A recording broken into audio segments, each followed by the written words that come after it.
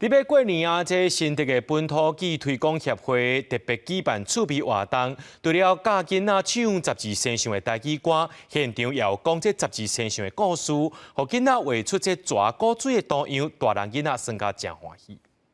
一起查拉名，里古带的兄，抓好白抓囝，石头有大囝，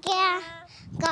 龄下地名，拉抓好拉囝。欢喜唱12生肖台语歌，每一个囡仔拢笑嗨嗨。佮过无偌久，就准备要过年啊！新竹本土剧推广协会特别安排活动，互大家除了做伙唱歌，佮有12生肖的台语故事通听。听这个台语讲这个绘本啊，囡仔足介意的。我感觉自细汉就爱教因讲台语啊，无大汉哦，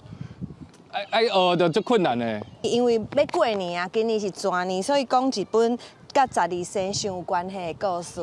对，互囡仔熟悉讲啊，12生肖为鼠牛虎兔安尼到猪要安怎讲，而且佫有一条歌是12生肖歌，对，会使教囡仔做伙唱。明年是12生肖中的蛇年，老师佫特别传画笔，互囡仔自由创作，甲蛇穿新衫，画出因心目中古水的蛇。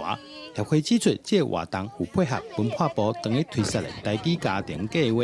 台语家庭来参加，就通累积点数。协会希望透过活动，互更加侪囡仔自细汉就开始讲母语。互囡仔自细汉，甲爸母、甲阿公阿嬷、甲亲戚五十，拢会使有即种浸水式的台语环境。这就是